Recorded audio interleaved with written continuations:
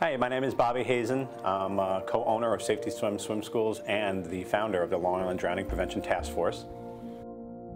The Long Island Drowning Prevention Task Force was created really for one purpose and one purpose only: to get out there and educate as many parents and caregivers as we can to the dangers associated with swimming pools and all bodies of water. We have a couple of key points. We have a 12-page brochure that everybody should be able to get at any of the local doctor's offices and their local fire departments, hopefully, and the school systems. But basically what we try to do with these safety checklists is give people points that they should be looking out for. A very, very key point that we feel is the most important thing is when children are in and around a pool or any body of water, adult supervision without distraction is a major key. Every yard should have a four-sided isolation fencing, and then the pool should have a secondary fence around it as well. What Suffolk County has done is made it mandatory that every new construction, every pool that's newly constructed, has to have a secondary fence around it, not just a fence around the yard, which obviously would help with the saving countless children's lives. Drowning is a leading cause of unintentional injury or death for children ages 1 to 14 years of age on Long Island. So what we're trying to do is have parents understand how important it is to have proper supervision. That means without distraction. If you have a pool, you're at a party, you're by the ocean, you're by your canal, wherever there's a body of water, you have to have somebody that's assigned to watch that child solely. They can't be on their phone, they can't be texting, they can't be talking to their neighbor, they can't be hanging out at a party drinking. They're assigned to watch that child and be within an arm's length of that child at all times. You know, most people don't realize that 9 out of 10 drownings happen when there is a caregiver or somebody present. That's why it's so important that that caregiver or that person that's watching that child around the pool has no distraction at all. It's really, really important that people realize that a drowning is a silent event. If that child's around the pool were to fall in and take in water, you're not going to hear that child. They're going to be at the bottom of the pool and it's going to be too late.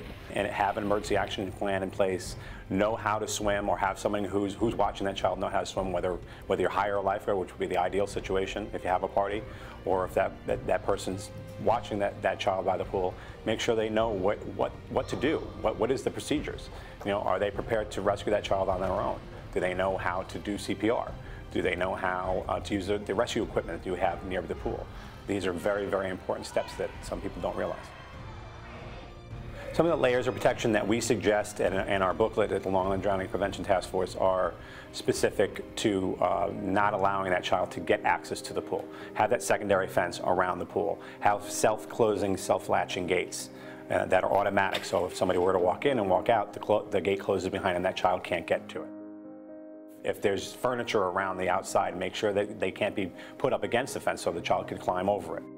Make sure your toys and all your play equipment is out of the pool so there's no wanting that child doesn't want to go in and go after that toy. Make sure it's all cleared out of the pool.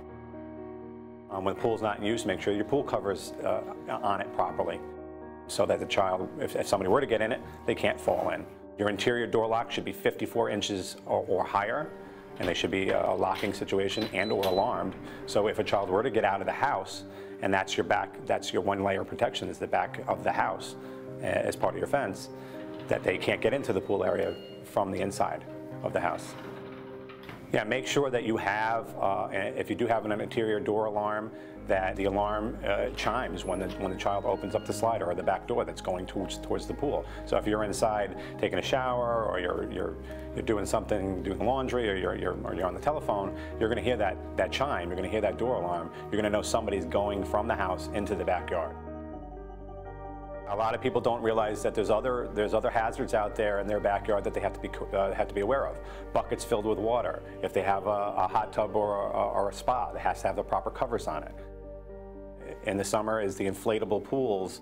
You'll fill them up, you know, and they're fun for the kids. So you don't have to go out and have a huge expense of the big pool, but you have still the ability to have some fun with the pool. But those have to be emptied, turned over, and or deflated, because they are considered a body of water. A child can drown in as little as 2 inches of water. The bathtub. You cannot leave your child unattended, not even for a minute, while they are in the bathtub. The decorative ponds. Those ponds have to be considered a danger as well, and they need to understand the dangers associated with those.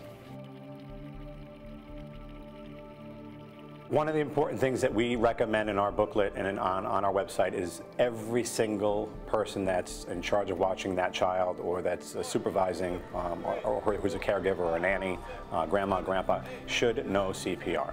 Okay, it's as easy as compressions, airway, and breathing. A lot of parents and caregivers don't understand that, hey, if you have your aunt and uncle, your cousin, or your grandma, your grandpa watching your child, that person should know CPR as well. It's super, super important. Some of the things that you need to have by your pool so you're prepared for in case an emergency were to arise is have an emergency action plan in place, have a sign posted what needs to happen if there's an accident, have the quick commands of what CPR would be, which are CAB, compressions, airway, breathing, a very simple step so everybody and anybody can do it. Make sure that you have a life ring or a ring buoy available that someone could toss into the pool and save somebody. A shepherd's hook, which is a pull hook, which actually will help pull somebody out who may have gone to the bottom of the pool. And the proper rescue equipment necessary, including a personal flotation device. Those all should be handy by your pool if they're not. It's also extremely important to make sure you have a phone or a cell phone handy by the pool, whether there's one already pre-installed by your phone on your pool when you have it constructed, or you have a cell phone handy just in case there's an emergency. You can call the emergency personnel. CPR is readily available in a number of different locations on our website. Some of the locations you can go to are your local fire department, the American Red Cross, the American Heart Association, Stony Brook Children's Hospital, North Shore LIJ Health Systems, Stephen Alexander Cohen's Children's Medical Center of New York, are all fantastic places to go and get these classes accomplished. CPR is as easy as compressions, airway, breathing. If you've come across a child that has fallen into the pool, assess the situation, get the child out as safe as possible if you can do that.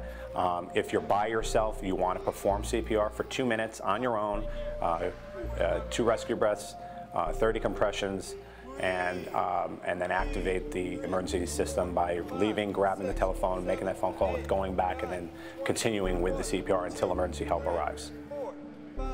Obviously, the Long Island Drowning Prevention Task Force recommends that you find a way to learn how to swim. Have your child start as young as 2 months old, believe it or not. Children have an amazing natural reflexes to the water from being in the womb, so you can start children as young as 2 months old.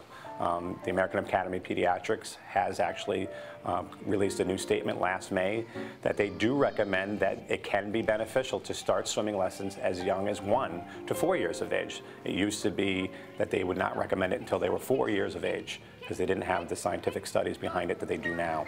So absolutely start your child in a swimming lesson program as soon as you possibly can. Get them comfortable with the water so that they know how to rescue themselves and be able to turn on their back, recognize where they are, float for 20, 30 seconds, turn and swim back to the wall so they can grab the wall on their own so you don't have that unfortunate situation. Long Island Drowning Prevention Task Force website is www.lidptf.org. On there you'll find the safety checklist, the layers of protection, all the different facts that you should know about the potential drowning situations, as well as where you can find the proper rescue equipment, the proper safety equipment for your pool, fencing, and swimming lessons. On the website, you also can find information on CPR and where to find that. We have links to every single place that you could find all this proper safety equipment.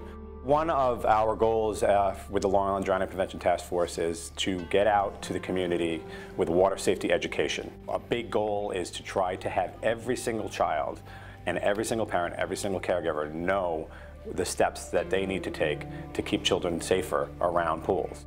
We use a technique from the Safer 3 organization, it's the Swim for Life Foundation, Safer Kids, Safer Water, and Safer Response. And it's a very child interactive program that we go around to the local school systems, and when they have a safety day or a fair, we'll set up a table and we'll have the kids come to us and we'll do a 15 or 20-minute presentation that touches on these important steps that these kids can really get involved with. Parents don't understand that kids can be a big part of this educational part for water safety. They can learn how to swim, they can learn how to save themselves, they can learn how to rescue other children, they can keep the household safe and notice when there's situations that need to be attended to. If they're at a party, they might realize another kid that's not listening and tell that child to stay away from the pool because they could get hurt. So the more that we can do to educate these parents and educate these caregivers, the better off everybody's going to do, and the countless children's lives will be saved. We're trying to get into every single school system, that it becomes mandatory that a child receives some form of water safety education curriculum. We'd like the fire departments in Suffolk and Nassau County to be a big part of the water safety education, being a big part of their programs when they go out and do their events. And then we could have countless different things happening, so that's really what our goal is.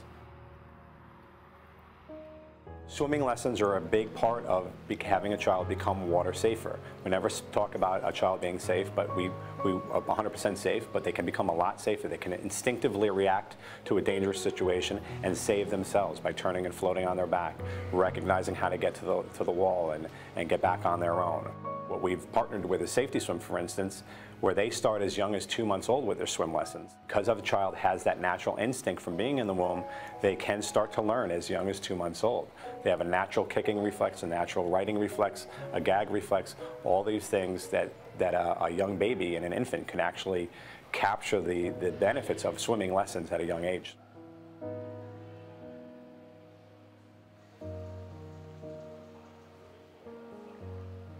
We don't stop at 7 or 8 years old. We continue on until the teenage years, and we have a very high ratio of adults that have never learned how to swim. So the Long Island Drowning Prevention Task Force recommends to adults to learn how to swim too. So if you're in a situation where you have to watch children, you can obviously rescue them because you now know how to swim as well. So you're never too young or too old to start. Anybody who's going to be in a situation of being a caregiver or a guardian should know, firstly, how to swim, and secondly, if they don't, know what procedures they need to take to be able to rescue that child. The Long Island Drowning Prevention Task Force really have tried hard to get the pediatricians and the local doctors involved with what we're trying to do with water safety education. The doctors and the pediatricians at the Stony Brook Children's Hospital, Stephen and Alexandra Cohen's Children's Medical Center of New York, and North Shore LIJ Health Systems, and trying to get these physicians and these pediatricians to be a big part of the water safety education. That doctor basically would go ahead during one of the annual visits, hand out this brochure to the parents and the caregiver, and make sure that they become part of this water safety education by actually stamping on their approval to get that water safety education. It's the doctor saying, hey, listen, this is important. You need to have your child become water safety aware, and these are the steps that you should do to do that. Academy of Pediatrics used to suggest that they didn't necessarily recommend doing swimming lessons before 4 years of age. With the new studies that are out there now and all of the factual evidence that they have and the scientific evidence that they're seeing, they are now recommending, hey, a child as young as 1 year of age can benefit from swimming lessons. They've sent that memo out to their physicians and to their pediatricians, and those pediatricians and physicians now are making that suggestion that, you know what, if you have a pool or you're around an island like we are here and you're around bodies of water, it's important that you become water safety educated and take the steps necessary. Be careful, accident has been. We are an official chapter of the NDPA, the National Drowning Prevention Alliance. For more information, please visit our website at www.lidptf.org.